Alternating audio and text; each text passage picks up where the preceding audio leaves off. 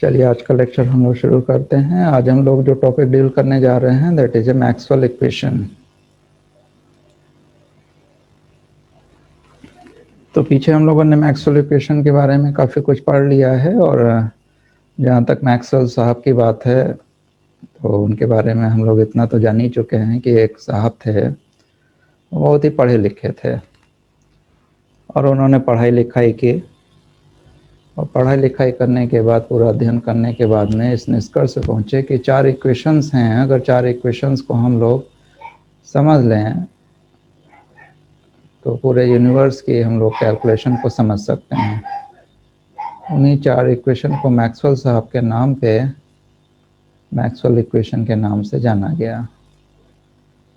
एक बात ध्यान रखिएगा कि अपना इनका कुछ भी नहीं था, जो कुछ था वो दूसरे लोगों का था, लेकिन दूसरे लोगों के जो अचीवमेंट्स होते हैं उनको कलेक्ट करके एक जगह पेश करना, ये भी अपने आप में बहुत बड़ी महानता का काम होता है। दुनिया में सब चीज़ें अवेलेबल हैं, लेकिन उसको एक जगह निकाल करके उसको उपलब्ध करा देना, ये एक बहुत बड़ी चीज़ हो जाती है। यही काम मैक्सवेल साहब ने किया और उसको हम लोग यहाँ पर पढ़ रहे हैं। तो सबसे पहले इनके जनरल इक्वेशंस के बारे में लिखेंगे, तो एक टेबल बनाएंगे, यहाँ पर इक्वेशन लिखेंगे। इक्वेशन में यहाँ पर डिफरेंशियल फॉर्म लिखी जाएगी, पहले इंटीग्रल फॉर्म पहले लिख लेते हैं। इक्वेशन में पहले यहाँ पे इंटीग्रल फॉर्म,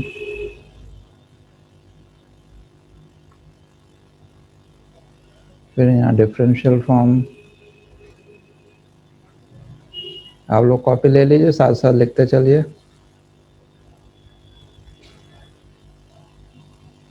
इंटीग्रल फॉर्म हो गई, डिफरेंशियल फॉर्म हो गई, देन कौन सा नियम है वो यहाँ पर आएगा, क्या क्वांटिटी यूज हो रही है वो यहाँ पे आएगा,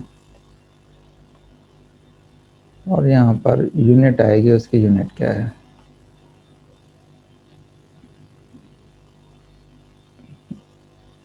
तो इस तरीके से एक टेबल बनेगी।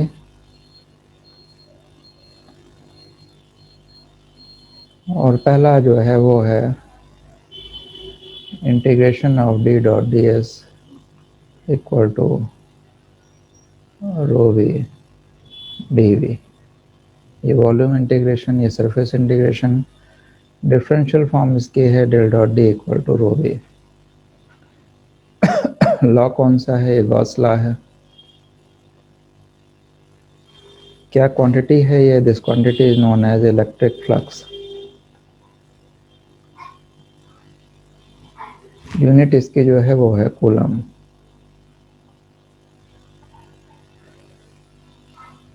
This is the first Maxwell equation. ये अभी हम आपसे पूछेंगे भी, इस वजह से ध्यान से सब लोग पढ़ लीजिए, समझ लीजिए, यहाँ कोई दिक्कत हो आप पूछ लीजिएगा। B dot D S equal to 0, del dot B equal to 0, magnetic law,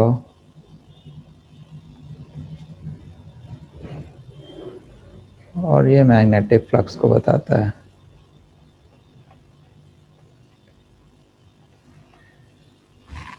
और इसकी यूनिट होती है वेबर, इसकी यूनिट है वेबर। फिर थर्ड इक्वेशन है हमारी एम्पियर्स लॉ। सब लोग कॉपी में लिखते जाइए, ये डॉट डी एस, जैसे हम लिख रहे हैं वैसे आप भी लिखते जाइए। डेल क्रॉस एच, अब यहाँ खाली जे डॉट डी एस नहीं रहेगा, बल्कि पूरी कंप्लीट इक्वेशन लिखी जाएगी। J C plus D D by D T, ये डिस्प्लेसमेंट करंट डेंसिटी है जिसको हम लोगों ने लास्ट टाइम डिस्कस किया था, वो है। डिफरेंशियल फॉर्म बनेगी J del cross H equal to J C plus D D by D T. नियम ये कौन सा है, एम्पियर्स लॉ है। क्वांटिटी इसमें जो है वो एम्पियर है, करंट है।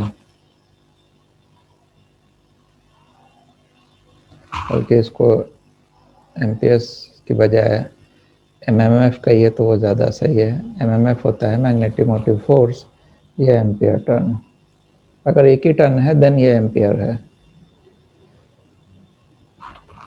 यूनिट इसके एम्पियर टर्न, ये ampere.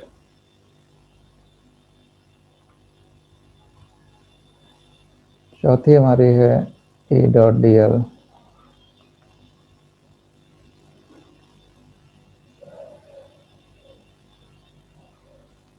Minus D V by D T D S. इसको हम लोग देखेंगे डिफरेंशियल फॉर्म में, तो del cross E equal to minus D V by D T, ये इसकी डिफरेंशियल फॉर्म हो गई। लॉ ये कौन सा है? ये फैराडे लॉ है, बड़ा फेमस फैराडे लॉ है।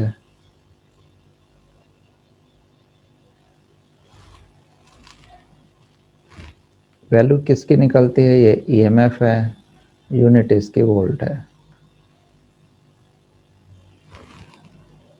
तो ये चार इसकी जनरल इक्वेशन है जिसमें हमने स्टेप बाय स्टेप शुरुआत से लेकर के अभी तक पूरी इलेक्ट्रोमैग्नेटिक थ्योरी में पढ़ा, और जो कुछ डिस्कस किया वो सब इसी के चारों तरफ हम लोगों ने इसको डिस्कस किया। तो ये मैक्सवेल इक्वेशंस हो गई। इसका स्क्रीनशॉट जो लोग लेना चाहें ले लीजिए, क्योंकि इसी में से क्वेश्चन अभी हम पुटअप करेंगे और कुछ चीज़ों को जानने की कोशिश करेंगे।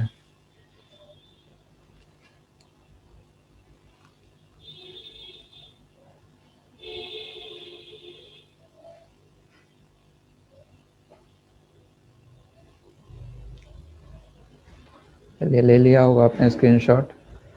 अब हम लोग आगे बढ़ते हैं। अब बात करते हैं फ्री स्पेस की। मैक्सवेल इक्वेशन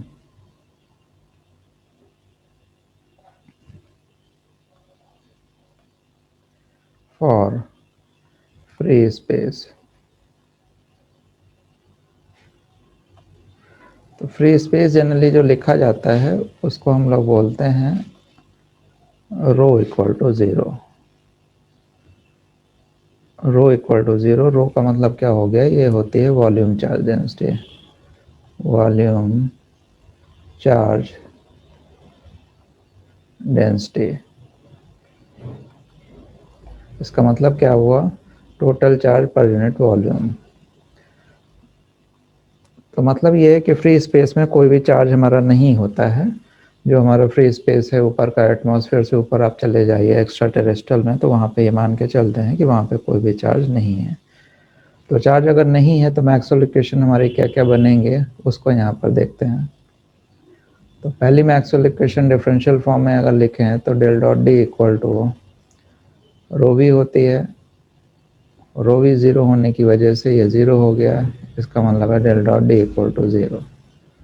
तो यहाँ जो मैक्सवेल इक्वेशन हमारी बनेगी फ्री स्पेस के लिए वो हो जाएगी del dot D equal to zero. दूसरी जो मैक्सवेल इक्वेशन आएगी del dot B is always equal to zero, ये हमेशा ही ज़ीरो होती है। इसका फ्री चार्ज हो या ना हो इससे कोई मतलब नहीं है, फ्री स्पेस हो या कहीं भी हो सभी जगह यही रहेगी। तीसरी इक्वेशन आती है del cross H equal to J plus D D by D T. अब यहाँ पे फिर से समझने वाली बात है, इसमें जो जे है हमारा, एक सेकेंड, हेलो हेलो, हाँ जी।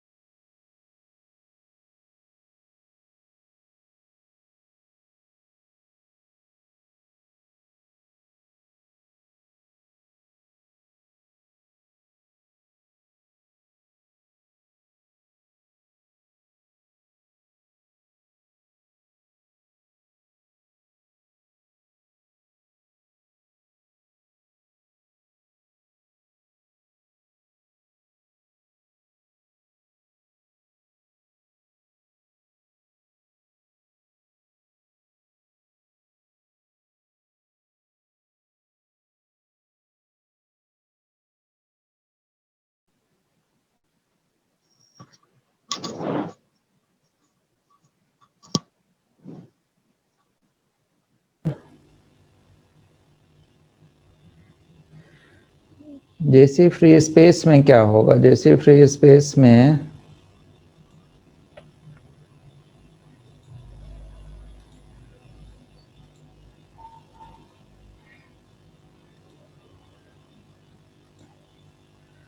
फ्री स्पेस में जेसी की वैल्यू क्या आएगी, यहाँ पर इस चीज को थोड़ा सा देख लेते हैं। फ्री स्पेस में कोई कंडक्टर नहीं है, there is no any conductor. Note यहाँ करके लिख देते हैं आपके लिए, नो कंडक्टर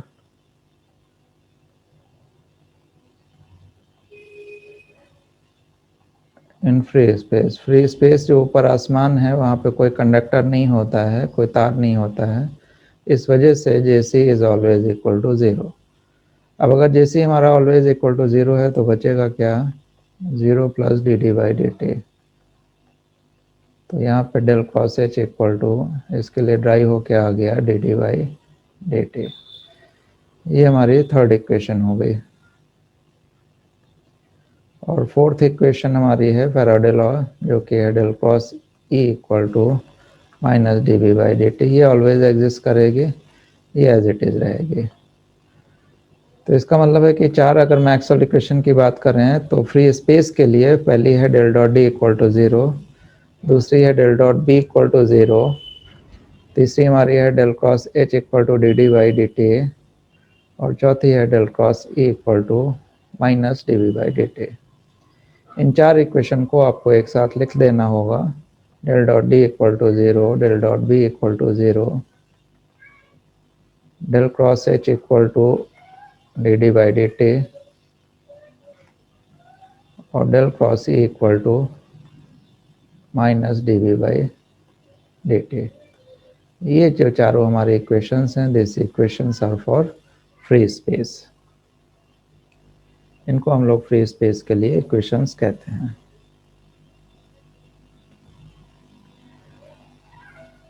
तो ये हो गई फ्री स्पेस की,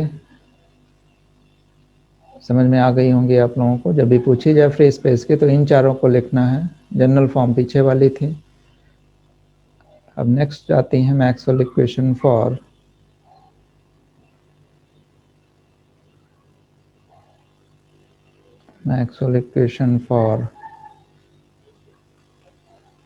harmonically variation, harmonically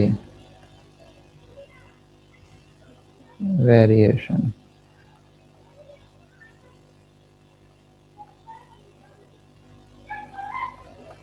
harmonically variation.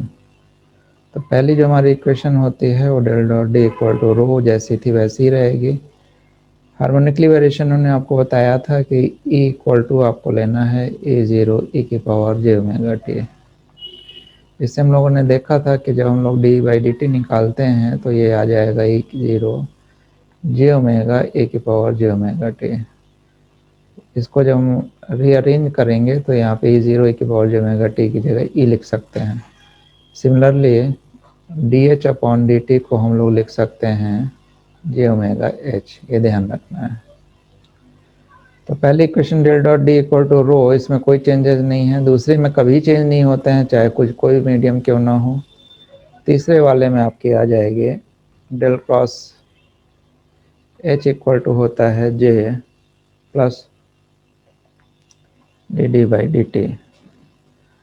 तो यहाँ पर अगर हम देखें तो जे को सिग्मा ई लिखते हैं और प्लस इसको एप्सिलॉन, पहले ये लिख देते हैं। डी इलेक्ट्रिक फ्लक्स डेंसिटी है, इसकी जगह एप्सिलॉन ई लिखेंगे। यहाँ पर sigma E plus epsilon, epsilon zero की जगह एप्सिलॉन लिख दीजिए। डी बाई डी टी ये आपको ड्राइव कर रहे हैं यहाँ पे, तो sigma E plus epsilon D by D T की जगह आप रख सकते हैं जे ओमेगा ई। यहाँ से कॉमन ले लेंगे तो सिग्मा प्लस जे ओमेगा एप्सिलॉन ई, ये हमारी हो गई डेल क्रॉस एच। तो ये जो इक्वेशन हमारी है this is known as the Maxwell equation for harmonically variation. और जो चौथी इक्वेशन है, फोर्थ इक्वेशन, वो है हमारी del cross A equal to minus D B by D T. B बराबर म्यू एच हम लोग रख सकते हैं minus B D by D T mu H. B बराबर क्या होता है म्यू एच, ये पीछे हम लोग पढ़ चुके हैं, जिसने नहीं पढ़ा हो पढ़ लीजिए। म्यू यहाँ से कॉमन ले लीजिए, माइनस म्यू कॉमन ले लीजिए तो D H by D T हो जाएगा ये, और del cross C equal to finally हमारा निकल के आ जाएगा minus mu J omega H. ये हमारी चौथी इक्वेशन हो गई। तो यहाँ पर ये चार इक्वेशन हार्मोनिकली वेरिएशन के लिए आ गई। ये वाली और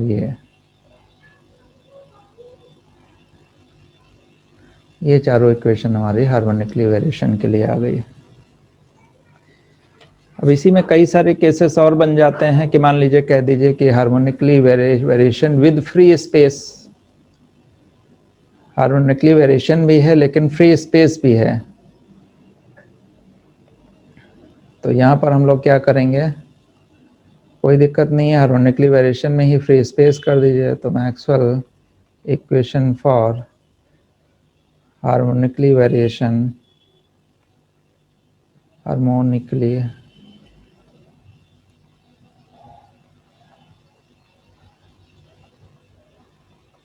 वेरिएशन विद या इन फ्री स्पेस, इन फ्री स्पेस। फ्री स्पेस में आपको क्या कर देना है, free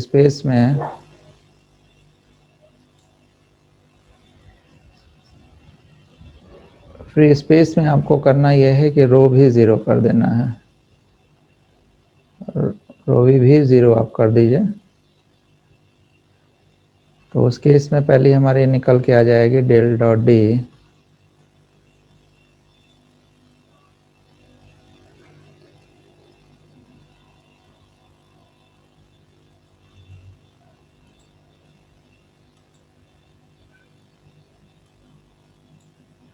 del dot D equal to zero हो जाएगी, क्योंकि रो भी था, ज़ीरो हो जाएगी। Del dot B equal to zero already है। तीसरी आपके del cross E equal to, ये वैसी रहेगी जे ओमेगा म्यू एच, अभी पीछे से हम लोगों ने लिखा। और चौथे आपके del cross H equal to में जे सी भी ज़ीरो हो जाएगा, यानी सिग्मा वाला टर्म ज़ीरो हो जाएगा। क्या बचेगा, जे ओमेगा एप्सिलॉन ई, ये बचेगी। तो ये हो गया Maxwell equation for harmonically variation in free space. तो सब तरीके की मैक्सवेल इक्वेशंस को हम लोग यहाँ पर स्टडी कर रहे हैं। अब नेक्स्ट मैक्सवेल इक्वेशन हम लोग फिर से पढ़ रहे हैं। Maxwell equation for study case.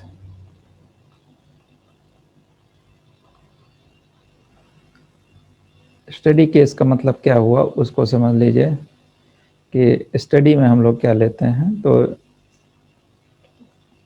Study में टाइम का वेरिएशन ना हो।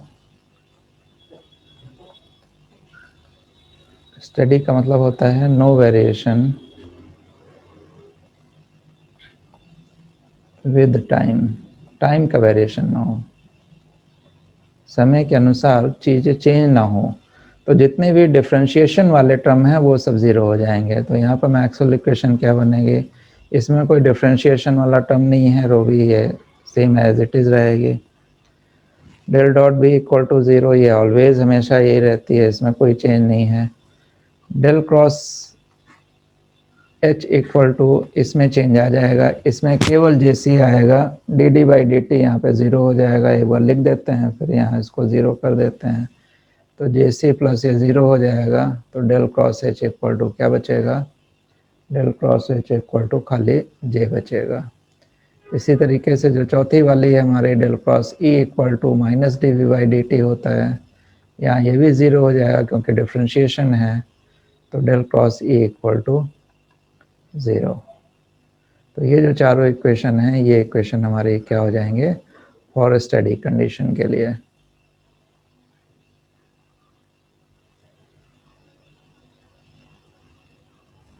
ये स्टडी कंडीशंस के लिए हो गई। तो मैक्सवेल इक्वेशंस आप देख रहे होंगे कि अलग अलग तरीके से हमारी डिफाइन होती हैं। एक केस और लेते हैं, एक केस और बनता है इसमें। थक गए होंगे आप लोग मैक्सवेल इक्वेशन को देखते देखते, लेकिन मैक्सवेल साहब ने बहुत मेहनत की थी, आपको ये मालूम होना चाहिए।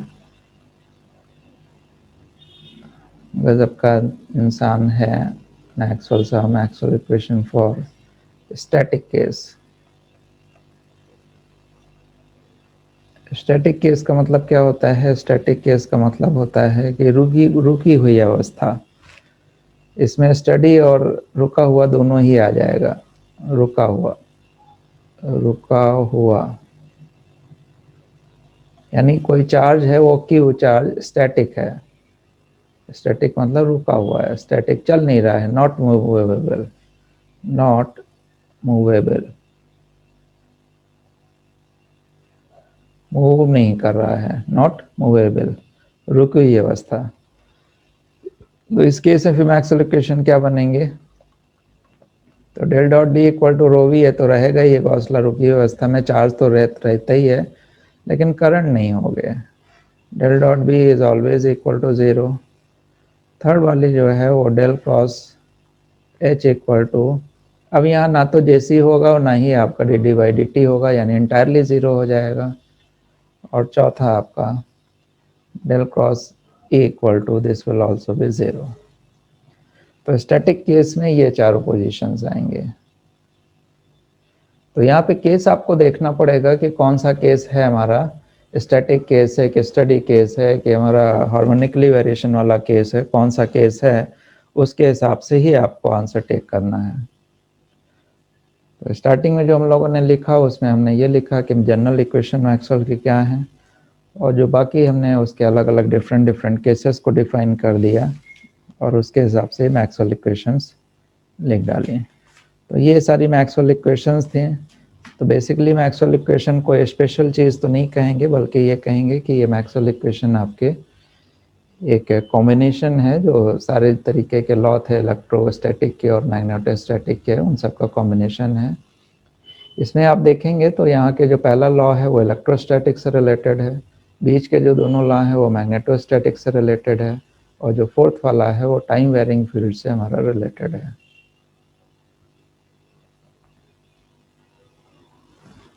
तो ये इसकी मैक्सवेल इक्वेशन की पूरी कहानी थी।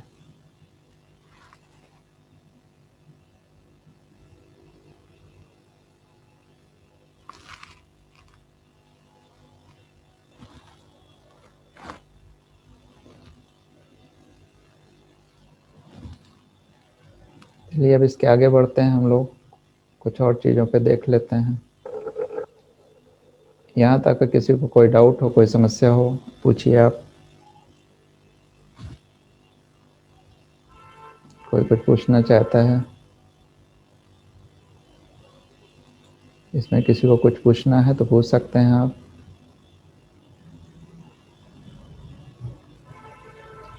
हाथ अपना ऊपर उठाइए और पूछिए जो पूछना है।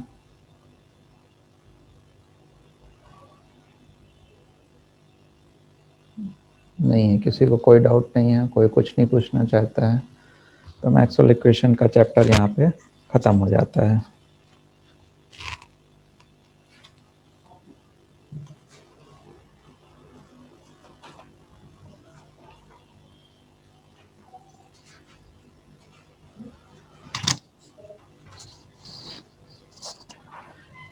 अब इसके बाद में हम लोगों का आता है इंडक्टेंस का।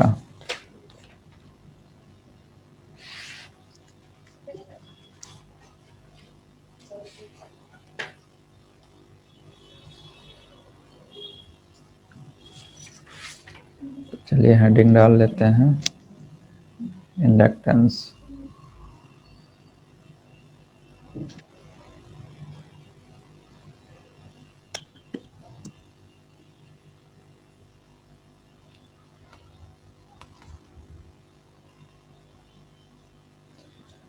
अभी तो आपने ये भी नहीं पढ़ा है, ये भी पढ़ना पड़ेगा।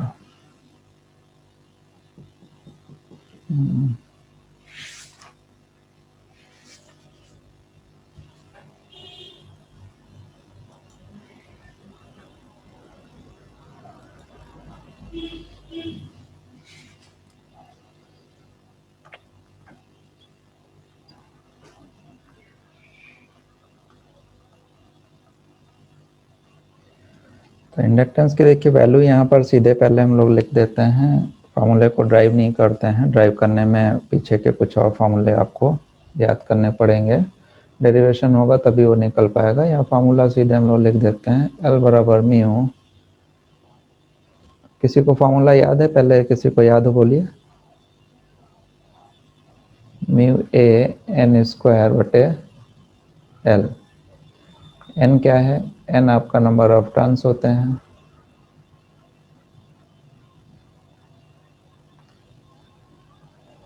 एल इसकी लेंथ है। ए जो है ये इसका एरिया क्रॉस सेक्शन है, ये जो एरिया है ये, और एन क्या है? एन इसके नंबर ऑफ टर्न्स हैं।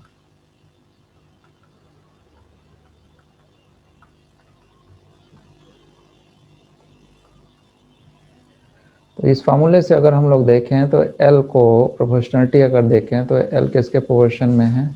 एन स्क्वायर के प्रोपोर्शन में है। अब यहाँ पर एक चीज को जो देखना है, पूरे इसको देख लें तो एल एन स्क्वायर के प्रोपोर्शन में है, एल एरिया के प्रोपोर्शन में है, और L inversely proportion to L है। अब इसमें क्वेश्चन एक बनता है, बड़ा अच्छा क्वेश्चन रहता है कि if number of turns are doubled, अगर नंबर ऑफ टर्न्स को हम लोग डबल कर दें, then the new inductance will B,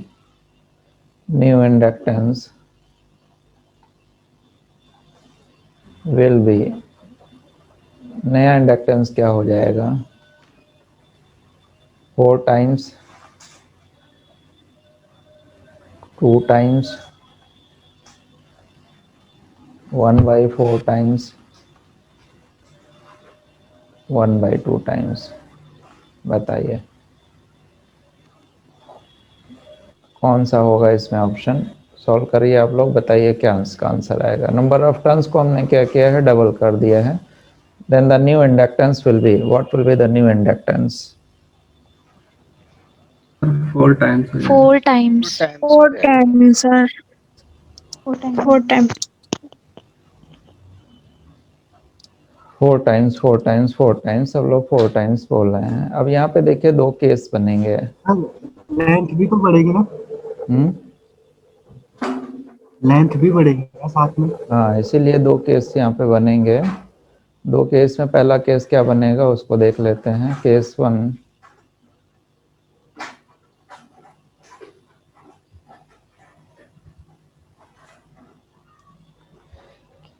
case 1 में ये है कि नंबर ऑफ टर्न्स जब हम बढ़ा रहे हैं तो ये जो हमारी एल की लंबाई है,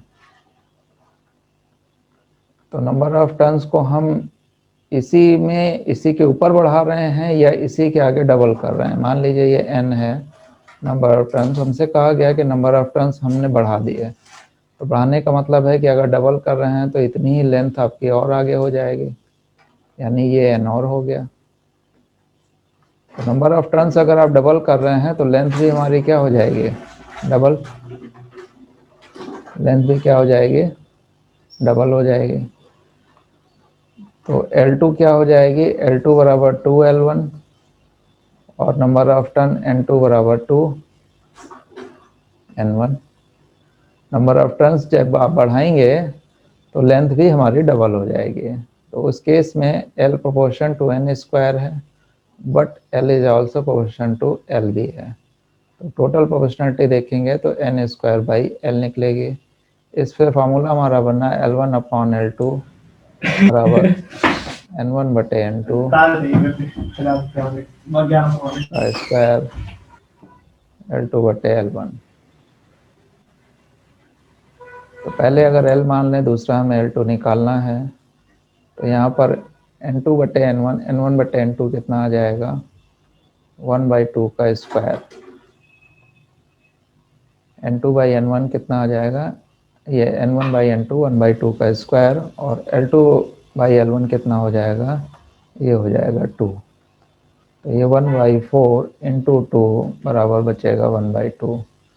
तो L2 बराबर कितना आ गया 2L। तो इस केस में आंसर हमारा क्या होगा, इस केस में आंसर हमारा होगा डबल। क्या आंसर हो जाएगा, डबल। तो जिन लोगों ने इसको आंसर जो है वो बताया है 4 टाइम्स, वो सब गलत हैं, वो सब गलत हैं। किसने किसने बोला था 4 टाइम्स, हाथ उठाइए। अगर अगर लेंथ ना बढ़ाएं सर, उसी के ऊपर टर्न्स बढ़ाएं तो 4 आप टाइम्स कौन हो बोल रहे जाएगा। हैं, नाम बताइए अपना। अनुपम। अनुपम जी, कल जी जब सर। क्लास में आइएगा आप, ठीक है। जी अनुपम जी सुन रहे हैं आप? जी सर। तो कल जब आप क्लास में आएंगे तो आप ऐसा करिएगा, आशीष के ऊपर बैठ जाइएगा। कहाँ बैठेंगे? सर आशीष के ऊपर। आप कुछ ऐसे ही बात कर रहे हैं ना अभी। अगर आपसे ये कहा जाए कि नंबर ऑफ टर्न्स बढ़ाने हैं तो आपके दिमाग में क्या आएगा? जैसे मान लीजिए आपको एक जगह और चाहिए, तो आपके दिमाग में क्या हो जाएगा, उसके ऊपर बैठना है या उसके साइड में बैठना है?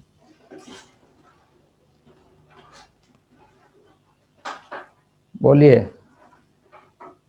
कहाँ गए आप, बोलिए बोलिए।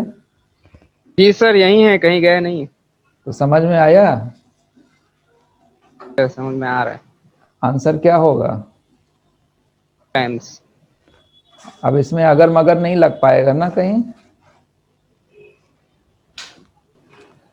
जब तक आपको ऐसे बेड ना दिए जाएं, जैसे आपसे कहा जाए कि ट्रेन के डिब्बे में आप हैं, किसमें हैं, ट्रेन के डिब्बे में, आपको बोला जाएगा कि आप ट्रेन के डिब्बे में हैं, तो आपको ये तुरंत आपके समझ में आ जाएगा कि हमें एक के ऊपर एक चढ़ना है ना। वहां पे साइड वाली चीजें नहीं है, वहां पे जो बर्थ होती है वो क्या है, एक के ऊपर एक है। तो उसके लिए बताना पड़ेगा क्वेश्चन को कि हाँ जो है इस तरीके का अरेंजमेंट है। अदरवाइज अगर नहीं बोला जाए तो आपको अपना दिमाग, अपना ब्रेन खुद से इस्तेमाल करना होगा और उसमें ये एक्सेस करना होगा कि हमारा क्वेश्चन किस तरीके से दिया गया है। उसके लैंग्वेज को बार बार पढ़िए और फिर उसकी लैंग्वेज को पढ़ करके जो कुछ समझ में आए वो आपको आंसर देना है, राइट। तो अगर कुछ नहीं लिखा हुआ जैसे हमने भी क्वेश्चन किया तो इसमें केस हमारा यही बनेगा, डबल वाला। लेकिन चूंकि दोनों केसेस हम लोग डिस्कस कर रहे हैं तो केस 2 भी यहाँ पे हम लोग डिस्कस कर लेते हैं। केस 2 का मतलब हो गया, इसमें कुछ इंडिकेशन जरूर दिया जाता है क्वेश्चन में कि हमें क्या रखना है। तो केस 2 में अगर हम लोग डिस्कस करें तो यहाँ पर हम लोग नंबर ऑफ टर्न्स को इसी के ऊपर ही हम लोगों को वाइंडिंग करनी होगी।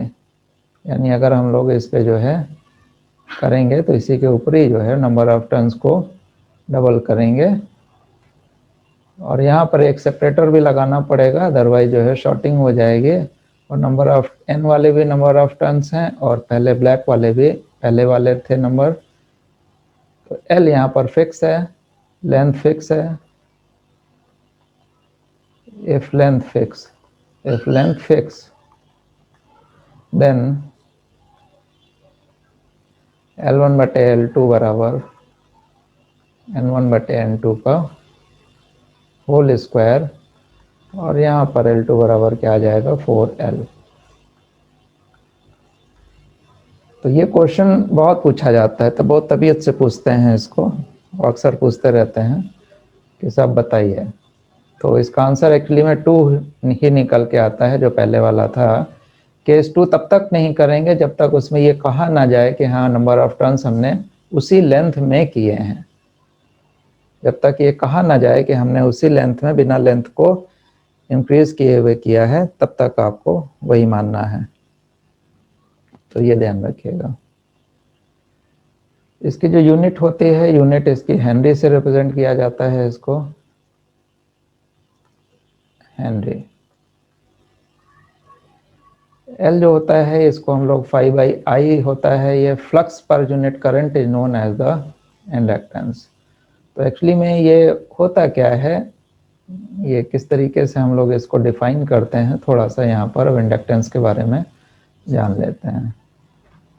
तो more about inductance, more about inductance, थोड़ा सा इसके बारे में और जानते हैं।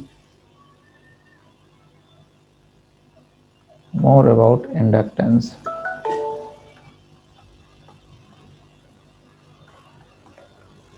तो एक्चुअली में जैसे ये कोई कॉइल है, मान लीजिए इस तरीके की कोई हमारी कॉइल है, सभी लोग जो ध्यान से समझिएगा, इसको समझ जाइएगा। ये मान लीजिए हमारी कोई कॉइल है और इसमें जब हम लोग करंट फ्लो कराते हैं तो इसके अंदर एक फ्लक्स डेवलप होता है। क्या डेवलप होता है? फ्लक्स। इस तरीके से इसके अंदर क्लोज पाथ में एक फ्लक्स इलेक्ट्रोमैग्नेटिक की मैग्नेटिक की प्रॉपर्टी की वजह से यहाँ पे फ्लक्स का उत्पादन होता है, फ्लक्स हमारा यहाँ पे डेवलप हो जाता है। ये जो फ्लक्स होता है, ये इस फ्लक्स की मात्रा, ये जो फ्लक्स हमारा डेवलप हुआ है, ये फ्लक्स की मात्रा प्रोपोर्शनल होती है किसके? करंट के। ये जो इसमें करंट हमारी फ्लो कर रही है, करंट को हम जितना ज़्यादा करेंगे उतना ही ज़्यादा मैग्नेटिक फ्लक्स होगा। तो flux is directly proportion to I. तो अगर flux is directly proportion to I है तो यहाँ पर अगर हम प्रोपोर्शनलिटी को हटाते हैं तो यहाँ पर एक कांस्टेंट आ जाता है जिसको हम लोग एल बोलते हैं। यही हमारा प्रोपोर्शनलिटी कांस्टेंट कहलाता है इंडक्टेंस। यही हमारा क्या कहलाएगा? इंडक्टेंस। और चूंकि एक ही कॉइल है यहाँ पे, इसलिए इसको हम लोग बोलते हैं सेल्फ इंडक्टेंस। इसको हम लोग क्या बोलेंगे? Self inductance. अब अगर नंबर ऑफ टर्न्स इसमें n है तो यहाँ पर लिख देंगे n5। तो इसके अकॉर्डिंगली फिर L बराबर क्या हो जाएगा? n5/i। ये हमारा जो है सेल्फ इंडक्टेंस का फार्मूला होता है, n5/i।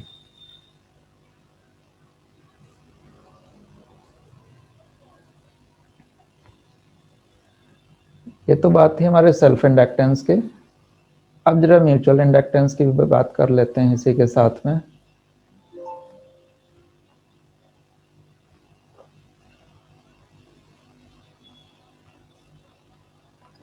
Mutual inductance. तो म्यूचुअल इंडक्टेंस के बारे में आप जानते हैं, पहले से भी हम लोग इसके बारे में काफ़ी कुछ जानते हैं।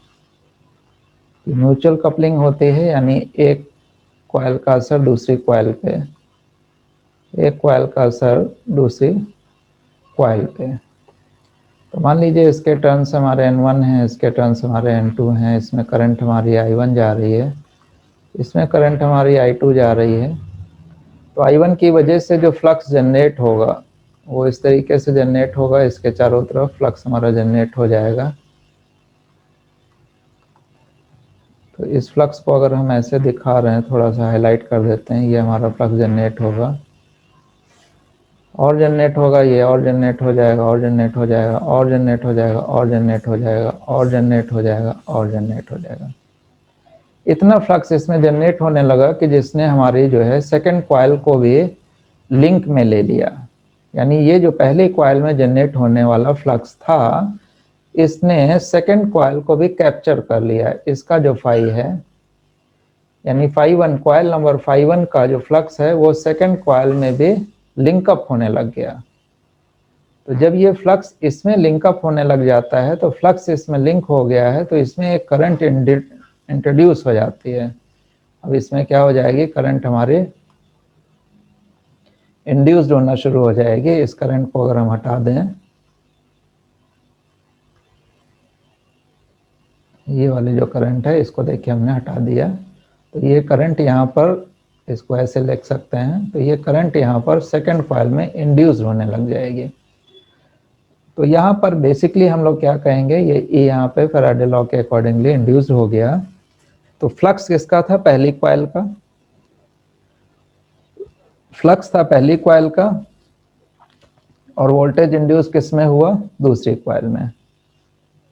जो खुद में अगर इंड्यूस्ड हो जाता है, खुद में कोई एक्शन में आ जाता है, तो उसको बोलते हैं सेल्फ इंडक्टेंस। और जो इसकी प्रॉपर्टी से दूसरी कॉइल में जो असर आ जाता है उसको बोलते हैं म्यूचुअल इंडक्टेंस। और ये इनके बीच में कपलिंग पे डिपेंड करेगा। ये कॉइल हमारी कितनी दूर रखी हुई है, क्या ये इसी के ऊपर रखी हुई है? इसमें भी कई सारे केसेस बनते हैं। आपकी ये भी सिचुएशन हो सकती है बिल्कुल नजदीक नजदीक रखी हो, दूसरी सिचुएशन की एक दूसरे पे आधी ओवरलैप रखी हो, तीसरी सिचुएशन एक दूसरे के ऊपर रखी हो। तो कई सारी सिचुएशन इस पे बनती हैं, उसी के हिसाब से कपलिंग फैक्टर डिसाइड होता है। म्यूचुअल कपलिंग कोफिशिएंट इसको बोलते हैं, K is known as coupling coefficient.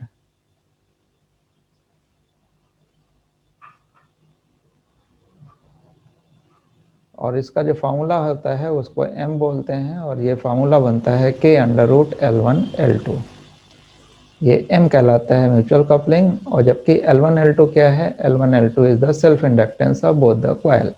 इसका अगर सेल्फ इंडक्टेंस हमारा L1 है और इसका सेल्फ इंडक्टेंस L2 है, तो इस म्यूचुअल इंडक्टेंस की जो वैल्यू होगी वो K टाइम्स √L1L2। ये इस म्यूचुअल इंडक्टेंस की वैल्यू आती है। वेयर K की वैल्यू क्या है? K की वैल्यू आपकी 1 या 1 से कम होगी। ये कपलिंग वाली कोफिशिएंट है जिस पर डिपेंड करेगा कि किस तरीके से कपलिंग दी गई है।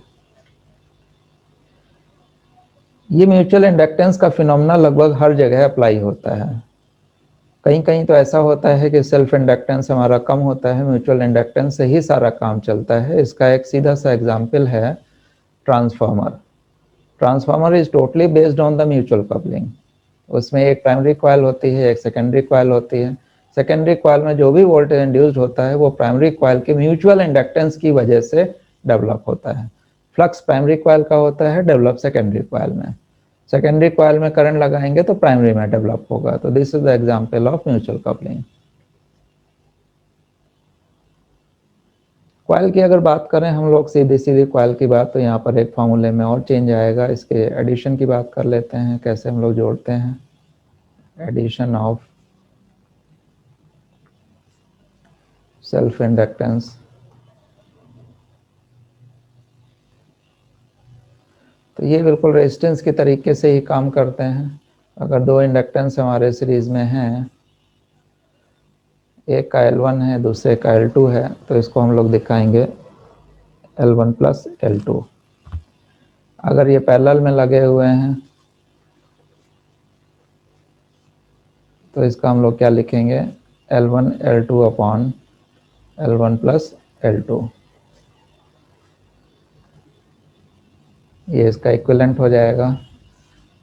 अब अगर इससे म्यूचुअल कपलिंग भी है, तो सीरीज वाले में बता देते हैं, पैरेलल वाले का फॉर्मूला अभी नहीं बताएंगे।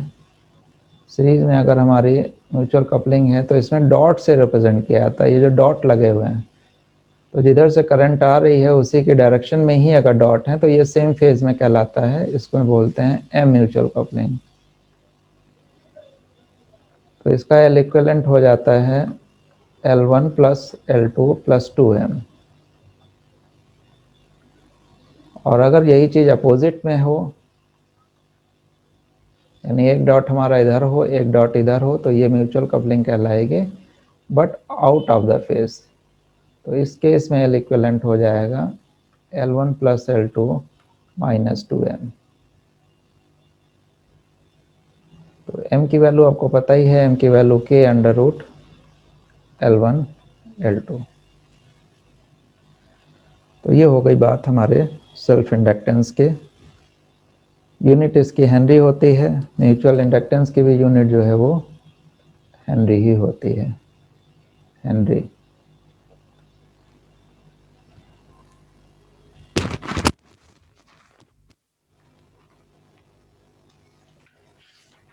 तो ये म्यूचुअल इंडक्टेंस भी हम लोगों ने कर लिया, सेल्फ इंडक्टेंस भी हमें समझ में आ गया।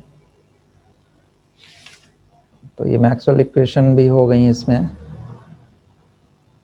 तो आज का क्लास यहीं पे फिनिश होगा। आज काफ़ी कुछ मटेरियल आप लोगों के लिए है, और इन सारी चीज़ों को आप देख लीजिएगा, अच्छी तरीके से नोट्स बना लीजिएगा, कर लीजिएगा। कोई चीज़ नहीं आए तो उसको पूछ लीजिएगा। तो आज के लेक्चर को यहीं पे ख़त्म करते हैं। Thanks for watching.